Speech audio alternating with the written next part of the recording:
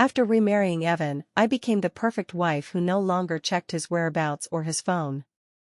At the class reunion, when asked what his biggest regret was, Evan subconsciously looked toward Clara.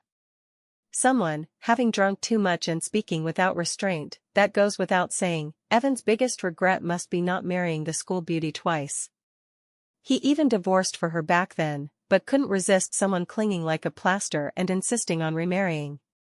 The atmosphere instantly became awkward. Evan, fearing I would throw a public tantrum like before, was about to explain. But I said nothing and smiled to smooth things over for him. It's fine, everyone has regrets. I have one too. My regret is that during the last divorce, in a fit of anger, I impulsively took nothing. In the newly drafted divorce agreement, the one leaving with nothing cannot be me. Lydia, what's your regret? While waiting for the designated driver, Evan leaned against the car and asked abruptly. I lowered my head, swiping the phone screen without lifting my gaze. Forgot. Forgot? He clearly didn't believe it. I didn't respond to his probing, and the atmosphere suddenly became awkward. After a long while, he rubbed his forehead. I always feel that your attitude toward me has been strange since we remarried. You're too sensitive. Hearing the same words come from my mouth, Evan was momentarily speechless, then anger flared up from somewhere. Before remarrying, I assured you repeatedly that I would never let Clara interfere in our lives again and promised to keep my distance from her. Even at today's class reunion, she and I went our separate ways. What more do you want from me? His patience was never abundant, so speaking this much was rare for him.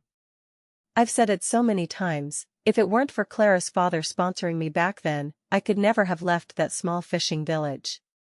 I turned off the phone screen, stared at him steadily, and calmly responded to his impatience.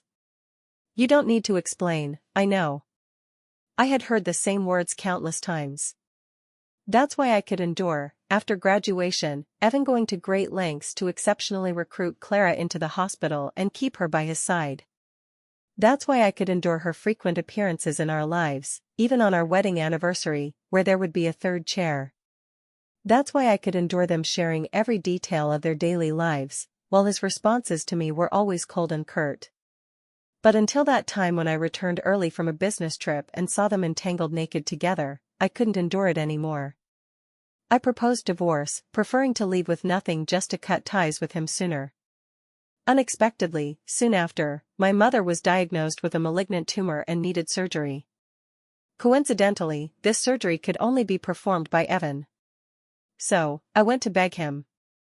What chilled me more than an emotional backlash was his attitude.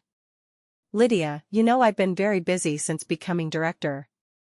But if the patient is my mother-in-law, I'll definitely make time to perform it myself. So, do you admit your mistake? I looked at him in shock, and under his smug expression, I nodded. We remarried. But a broken mirror ultimately cannot be mended. Even sleeping in the same bed, we were like strangers. Just like today. Evan. You really haven't left yet. I knew you wouldn't abandon Clara alone. Clara's college roommate waved from afar. Supporting Clara, she walked up to us in a few steps. Clara is so beautiful, I don't feel safe letting her go back alone. Didn't you always send her home before? She glanced at me intentionally or not, with a mocking tone. Lydia, you look so safe, going home alone shouldn't be a problem, right? Evan looked at Clara, half drunk and leaning in her roommate's arms, then at me beside him, showing a troubled expression. It turned out that no matter how many times, his hesitation still burned my heart with pain. But unlike the previous loud arguments, this time I just expressionlessly raised my phone. My ride has arrived, I'm leaving first. Coincidentally, the designated driver arrived too. Evan helped Lydia into the back seat, rolled down the window, and looked up at me. Then you go home first and wait for me. Tomorrow I'll perform the last surgery for your mother, tonight we'll discuss the details. Without any surprise, Evan didn't return all night. But fortunately, I no longer foolishly waited for him like before. If breakup is a massive withdrawal reaction, then I've been tormented by this emotion twice. The first time, I collapsed and deleted his number, throwing away everything related to him. But after years of love, everything about him had already become an inseparable part of my life. The books he gave me still had his love letters tucked inside, every word expressing deep affection. He personally knitted a scarf for an entire month, poking his fingers until they bled, yet he smiled foolishly and urged me to try it on to see if it fit. Knowing I liked stargazing, he used 2 months' part-time wages to buy a telescope and confessed to me under a once-in-a-century meteor shower. "Lydia, I'm an orphan with no one to care for me since childhood. I hope in the future to be possessed and controlled by you." But later, he said, "In this world, I treat Clara as my only family. Lydia, can you not be so possessive?" Family? What kind of family sleeps naked in the same bed? Actually, from the beginning, I had heard rumors about him and Clara in school. They all said Evan was that year's top scorer in the college entrance exam, and the school exceptionally admitted Clara for his sake. They came from the same small fishing village, with a childhood sweetheart bond that I couldn't help but suspect. But he said, it was Victor who adopted me back then, otherwise, I would have died long ago. I must repay this kindness. But Lydia, rest assured, in my heart, she's forever just a sister. I believed him, yet I lost 5 years of my life. Honestly, during that meeting after the divorce, my heart still pounded fiercely because of him. His phone lock screen was still our photo together, as if nothing had changed. Remarrying him was like giving myself a second withdrawal. I couldn't forgive him and pretend nothing happened. Nor could I immediately turn away decisively and cut ties swiftly. So, I'd use a dull knife to grind slowly. Even if it hurt more and took longer. But fortunately, after half a year, I finally became numb. Once Mom's last surgery is done, I can divorce him again without any burden. I've already drafted the divorce agreement. I get 70% of the assets, he 30%. After all, he's the one who did wrong, he must pay some price, right? However, the next day, Evan disappeared. The doctor temporarily pushed onto the operating table was sweating profusely. "We can't contact Dr. Evan. As his wife, don't you know where he went? I only have less than a 10% chance with this surgery. You need to prepare yourself mentally." Evan's phone was unreachable the whole time. I called no less than 100 times, until I was numb, mechanically dialing the same number over and over. Until who knows how many times, it was suddenly answered. "Evan, where exactly?" "It's Lydia. Evan temporarily accompanied me back to my hometown and is showering now." With a buzz, my mind went blank. The phone smashed to the ground, the screen shattering into pieces. I don't know if it was an illusion, but I seemed to hear Evan's voice from the receiver. "Who called?" "Is it Lydia?" "No, just a spam call." For the next 3 hours, I knelt outside the operating room, begging death not to take my mother's life over and over. But when the operating room lights went out, what awaited was a death notice. I handled my mother's funeral alone. For a full 7 days, I was in a dazed state. Until the 8th day, Evan finally returned. "I'm sorry, Before he could finish, I raised my hand and slapped him hard across the face. "Evan, you bastard. You killed my mother." I used all my strength in that slap, turning Evan's face to the side. To my surprise, he wasn't angry. He just patiently explained, "Your mother's condition wasn't optimistic. Even if the surgery succeeded, she would be tormented by repeated chemotherapy afterward. Clara's father suddenly became critically ill. If I didn't accompany her back, she might not even see her father's last moments." I was so angry my whole body trembled, unable to utter a complete sentence. Unexpectedly, his stabbing words didn't stop there. "You grew up without a father, so it's normal that you can't understand this kind of emotion." I looked at him in disbelief, unable to connect the face before me with the former lover in my memory. He clearly knew that my father died in his mistress's bed when I was 8, which was a lifelong pain for me.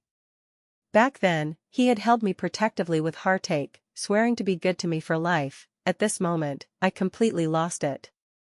I hurled everything nearby at him, screaming for him to die. But he just watched me rage coldly, and before leaving, said, "Lydia, I'm still used to you like this. Stop pretending in the future, it's meaningless." After he left, I collapsed on the messy floor, wailing. I began to hate him, hating how he impassively used the sharp blade I had handed him to stab me deeply. The phone suddenly rang. It was Clara. "Sister, I heard your mom died. My condolences, it's all Evan's fault." I told him my dad just had a minor cold, but he insisted on abandoning you and your mother to accompany me home. "But, who made you cling to him and insist on remarrying? If anyone is to blame, it's yourself." I was provoked by these messages into losing all reason. Gripping the phone, I rushed into the hospital and reported Evan and Clara's improper relationship to the administration. I reported that Evan, due to selfish desires, caused a major medical accident that killed my mother. But the administration didn't immediately investigate, they just invited me to the office. They said it was a private matter and inconvenient for them to intervene. Between the lines, they warned me that Evan was a medical expert they had hired at great expense, advising me to give up. When Evan arrived, I was arguing with the dean. Why does it have nothing to do with him? If not for him, my mother wouldn't have died. But Evan only said one sentence: "Sorry, my wife has been overly traumatized recently, her mental state might be abnormal." Those originally sympathetic gazes instantly became complicated. They subconsciously stepped back a few paces, distancing themselves from me. Soon, only Evan and I remained in the small office. "Lydia, apologize." I had cried too many times, my eyes were swollen and couldn't see his face clearly, but I could feel his condescending aura. "You shouldn't have caused a scene in the hospital. If it spreads, it would harm Clara's reputation. So, I want you to apologize to her." I no longer wasted words with him and turned to open the door. I was going to contact the media, reporters, to expose their shady relationship. But I heard him sigh softly behind me. "Lydia, then don't blame me." As the youngest director physician in the hospital, a renowned young genius in the medical field, it took him 7 years to climb to this position, but only 7 days to commit me to a psychiatric hospital. I lost count of how many times I said I wasn't ill, but it only resulted in higher doses of sedatives and tighter restraints. I began to calm down, no longer resisting, biding my time. Finally, I seized the opportunity and escaped. Penniless and still in the psychiatric hospital gown, passers-by avoided me like the plague. With difficulty, I found a kind girl in a nearby mall and borrowed her phone. But I hesitated when making the call. Who to call? The police? Given the situation, they would likely contact Evan as my sole guardian, leading only to another round of confinement for me. In despair, I suddenly remembered my university mentor. He was my mother's old friend and the officiant at Evan and my wedding. In this world, no one else could help me but him. Upon hearing my voice, the mentor was silent for a moment, then a worried voice came through the receiver. "Lydia, don't move, send me the address, I'll come find you right away." My heart, suspended for many days in the psychiatric hospital, finally found a lifeline. The cost of sudden relaxation after high tension was severe abdominal pain. I could only grit my teeth and find the nearest restroom. 10 minutes later, when I came out, I unexpectedly saw the mentor at the location I told him, with his back to me, on the phone. Vaguely, I heard the word Evan. I subconsciously hid in the corner. But the mentor's next words made my blood freeze instantly. I told her to wait in place. I don't know where she ran off to. "Evan, rest assured, the psychiatric hospital I've contacted won't affect you and Clara's commendation ceremony today. As for that academic journal we mentioned before." I covered my mouth tightly, but sobs escaped through my fingers. Evan had long calculated who I would contact after escaping, like an experienced hunter setting a deadly trap himself, waiting for me to walk into it. At that moment, without hesitation, I turned and ran. Down the stairs, out of the mall, as far as possible. Until temporarily safe, the shake in me suddenly remembered the commendation ceremony the mentor mentioned on the phone. I remembered Evan had told me before that he was the award presenter for this commendation. I bet Evan wasn't home at the moment. So, I sneaked back home, turned on the computer, and pulled out all the secretly saved chat records and videos about Evan and Clara's extramarital affair from this period. and copied all the shady methods Evan used back then to pave the way for Clara. Then I took a taxi to the hospital, stole a set of cleaner's clothes when no one was looking, and changed into them. After confirming I wouldn't be recognized, I sneaked into the commendation ceremony site. At that time, Clara was on stage as the most beautiful doctor, delivering her acceptance speech. With a smile on her lips, her white coat fitting perfectly, she was composed and elegant. As a doctor, more important than external beauty is the purity of the heart, only then can one live up to this white coat. The audience erupted in thunderous applause, with countless spotlights flashing wildly. The host took over with a beaming smile. "Thank you, Dr. Clara, for your wonderful sharing. Next, please welcome Director Lou to present the award for our annual Most Beautiful Doctor." Evan stepped onto the stage, his gaze gently falling on Clara, and spoke. "Dr. Clara is indeed the most benevolent doctor I've encountered. Over years of practice, she has selflessly protected the completeness of countless families with great love. She truly deserves this honor." Applause surged like a tide, even more intense than before. Immediately after, Evan handed the trophy to Clara, who smiled and reached out to receive it. Just as their fingers were about to touch under everyone's gaze, I suddenly stood up and shouted with all my might, "Wait."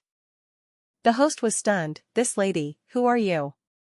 Under everyone's gaze, I slowly removed my mask. Evan's smile froze instantly. I slowly walked onto the stage. With each step closer to Evan, his expression grew darker. He gave the host a look, and the host immediately understood and said, "This lady, today is our internal medical community commendation ceremony. Unrelated persons please leave." The security at the door quickly stepped forward. I smiled bitterly, looking into Evan's eyes, and said word by word, "Evan, Dr. Evan. Are you so guilty that you don't even dare to see me?" Evan cleared his throat and calmly said, "This, patient's family member, whatever it is, discuss it off stage. This isn't a place for your nonsense." Evan was indeed clever. In one sentence, he defined my onstage action as medical disturbance. Most seated below were doctors, who deeply abhorred such behavior and shouted for security to hurry and remove me from the stage. I had anticipated he would say that, so I pulled out the marriage certificate from my pocket and held it high above my head. At the same time, I snatched the host's microphone and loudly declared, "I am Evan's legal wife, Lydia. I report in real name that during Evan's tenure, he and Clara beside him have an immoral and sordid relationship. Moreover, due to selfish desires, Evan disappeared right before the surgery, causing my mother to die on the operating table." The information was too dense, causing instant silence below the stage. The hospital leadership suddenly stood up, about to shout angrily, but saw countless reporters' cameras aimed at him. He then realized there was a full live broadcast today. If he tried to handle me muddily to protect Evan like before, it would likely bring irreversible consequences to himself and the hospital.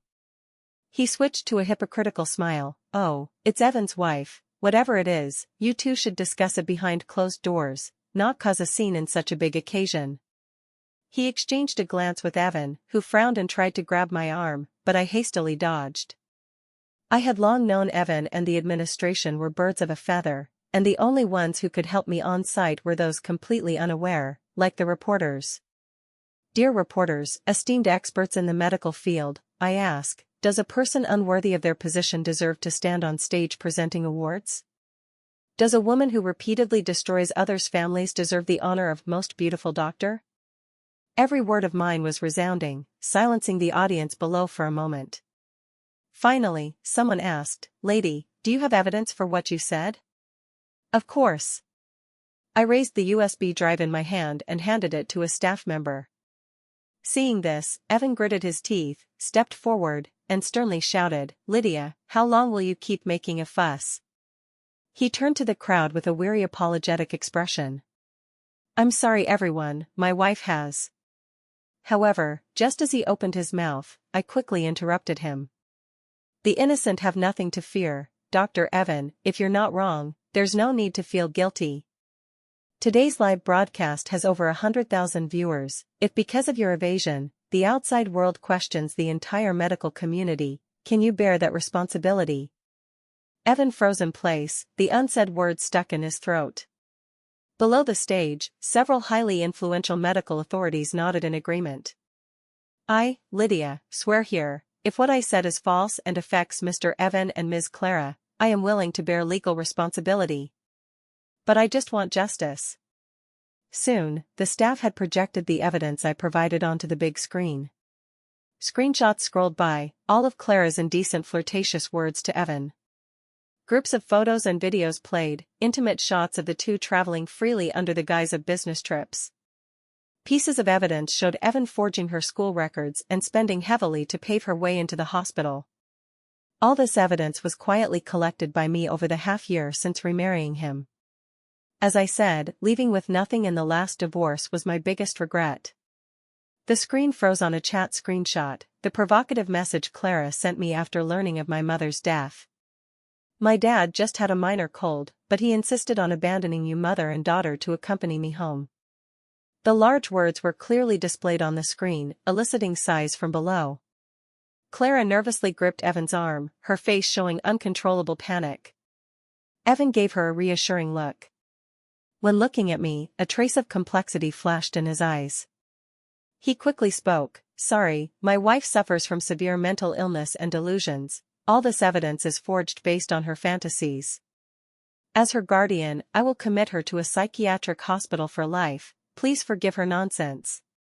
The crowd murmured, "So she's a lunatic, can her words be taken seriously? Dr. Evan is really pitiful, successful in career but married to a crazy wife." They all agreed to let Evan take me away for further psychiatric treatment. Evan gave me a cold glance, as if mocking my overestimation. However, at that moment, an elderly gentleman over 60 in the first row suddenly spoke, "Wait." Based on her speech logic and behavioral expression, I believe she is unlikely to be ill. The nameplate in front of the old man read Chief Expert in Forensic Psychiatric Appraisal. Once he spoke, everyone present nodded in agreement. I cast him a grateful look. Taking a deep breath, I spoke hoarsely, "Everyone may not know, but I did escape from a psychiatric hospital. And the one who personally sent me to the hospital was my husband, Evan. He forged my psychiatric evaluation report, bribed the hospital staff, and confined me for a full half-month. All this just because I previously wanted an explanation from him. Having been confined in the psychiatric hospital too long, I was clearly exhausted, but I still forced myself to continue. I know you all are prominent figures in the medical field. I believe you won't allow such a tumor to exist." Facing the camera, my voice grew more choked. "I believe many people are watching this live broadcast. I hope you can understand my pain as a daughter, watching my mother lose her life because of my husband and a third party. I also hope you can understand the despair of being sent to a psychiatric hospital by the person I loved for years." Sobs arose from below the stage.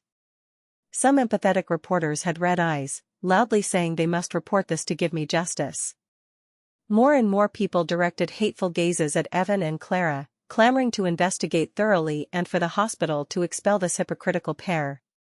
While waiting for investigators, Evan stood dejectedly aside. Clara staggered back half a step, eyes full of panic. "Evan, what do we do? You promised my dad to take care of me, you can't abandon me." Evan irritably waved off her hand. "What to do? How would I know? If you hadn't lied about your father being critically ill, would I have abandoned everything to go back with you, causing her mother's death?" Clara looked at the man before her in disbelief. In all these years, this was the first time he spoke harshly to her. With a ferocious expression, she pointed at Evan's face and roared, "I don't care, your life was saved by the Zhou family. Without my dad, you'd have died in the pigsty long ago.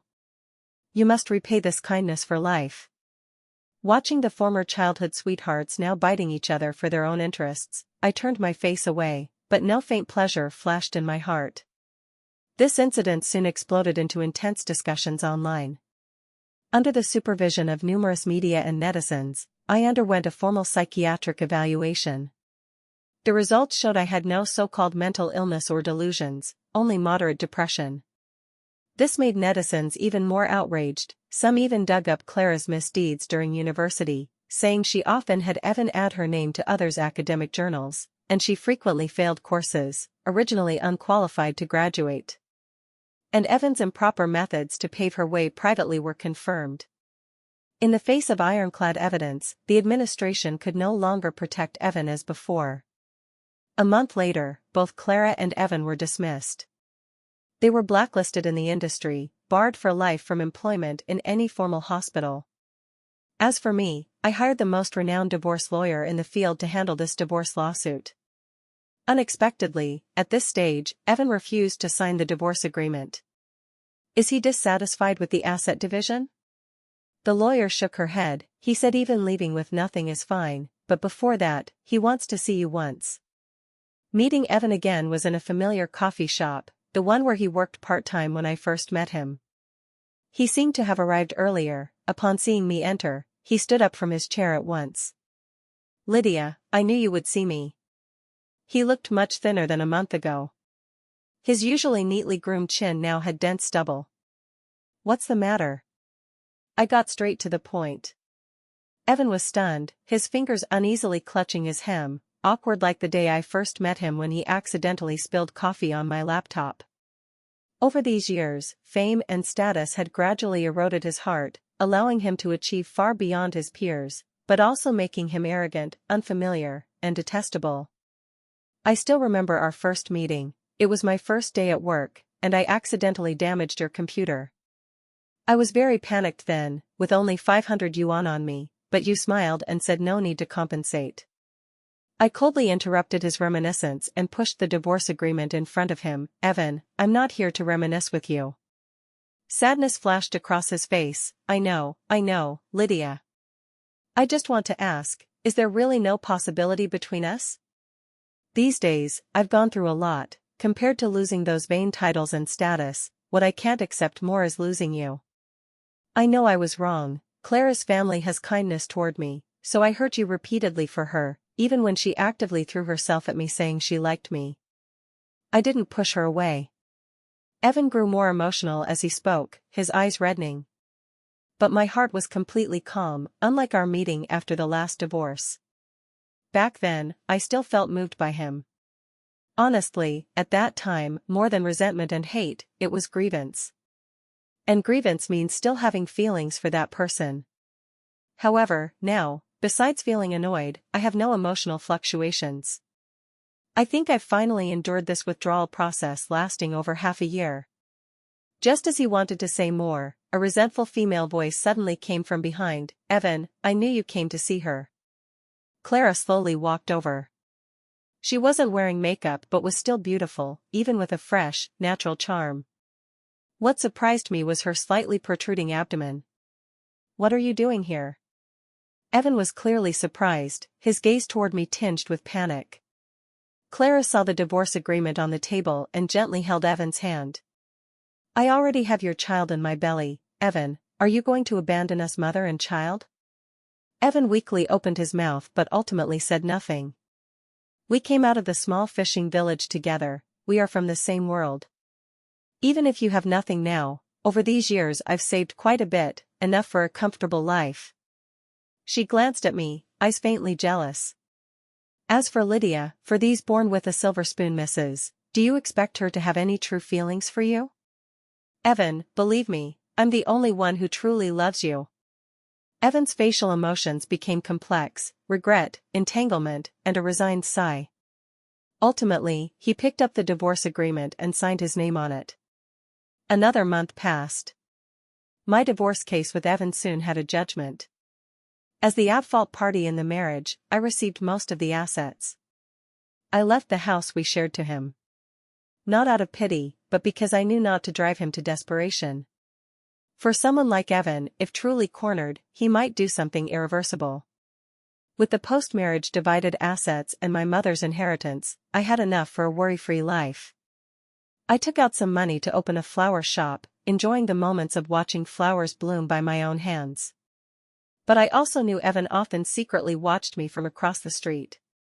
Most of the time, I chose to ignore it. After all, he was now just an insignificant passerby to me. That day, near closing, the last customer came. I was just lowering my head to trim flower stems. There aren't many fresh flowers left today. If not urgent, you can come tomorrow. Give me a bunch of camellias. Hearing the long-absent voice, I slowly raised my head. Sold out. Evan stood at the door, eyes full of complexity. We're about to close, if this gentleman has no other business. I just want to see with my own eyes if you're doing well. Fearing I'd drive him out, he quickly explained. Rest assured, I won't entangle you, just. I miss you too much. I pursed my lips, pondering how to get rid of this trouble. But then the door was pushed open again. Ah, you Evan, I wondered what you've been out doing these days. Turns out you came to find this bitch. Clara, with her pregnant belly, was full of shrewishness in her gestures, hard to associate with the former campus goddess who occupied school social accounts for her purity. Clara cursed harshly, even using profanities at Evan. She habitually pinched his ear, with a ferocious expression, and grabbed a nearby bunch of flowers, smashing it into Evan's face. The untrimmed stem scratched across his face, drawing a stark blood mark. It seemed their life wasn't harmonious or happy. I had heard before that after their marriage, Evan refused to go out and find work. Their previous money was squandered soon, and later Clara worked as a nanny to support them both. After venting at Evan, Clara turned her spearhead to me. And you damned bitch, seducing someone else's husband, watch me beat you to death, you homewrecker. She raised her palm to rush at me but was grabbed by the arm by Evan. He pleaded, stop making a fuss, I was wrong, let's go home, okay? Clara, still not satisfied, cursed and tried to push Evan away. I pointed to the camera overhead and said coldly, if you don't leave, I'll call the police. That bunch you smashed is Ecuadorian, just imported from abroad, 4 figures. Clara's face stiffened, gritting her teeth, robbery, you. Then she dragged Evan out of the flower shop. Even dozens of meters away, her cursing could still be heard. From that day, I didn't see Evan for a long time, so long that I even suspected he had moved out of the city. That morning, I opened for business. Suddenly, near the shop door, I heard several aunties chatting gossip after morning exercise. Hey, did you hear? Last night in Songsham community, there was a murder. Heard the man caught them in adultery and personally killed the woman and her lover. How could I not know? Heard the woman was pregnant and still messing around. I subconsciously stopped. Songsham community was the house I left to Evan after divorce. The aunties got more animated. Yes. The man was some doctor before, then something happened and he was fired. I also heard they weren't original spouses, it was a mistress rising, serves them right, I say. Through their back and forth, I gradually pieced together the full story. After Evan and Clara married, initially their days were relatively peaceful and happy. But gradually, Clara became dissatisfied with the current life. She started resenting Evan staying home every day without looking for work. Seeing the decadent Evan at home only drinking and smoking would irritate her, despising him as useless. The previous Evan was like a favored son of heaven to her. She had indeed loved him once, but unfortunately, when he fell from grace overnight, those youthful filters shattered completely. During her time as a nanny for a wealthy family, she hooked up with the male host. For thrill, she even called her lover home when Evan was out. As Evan pushed the door open, he saw Clara naked and embracing a strange man in an indecent scene. No man can accept being cuckolded. Especially Evan, who was in extreme emotional low, scolded daily by Clara. So, he grabbed the kitchen boning knife and swung it at his former childhood sweetheart. What about the man? Hearing my sudden question, the aunties turned to look. The man called the police after killing and committed suicide. By the time police arrived, he had already jumped from the rooftop. Boss lady, do you know them? I smiled and shook my head, no, just curious. Turning back to the flower shop, the morning news was broadcasting this extremely vile murder case. Seeing the familiar names, I sighed and turned off the TV. A gust of wind blew, gently ringing the wind chimes at the door. Like a clear sigh, soothing all the ripples from last night.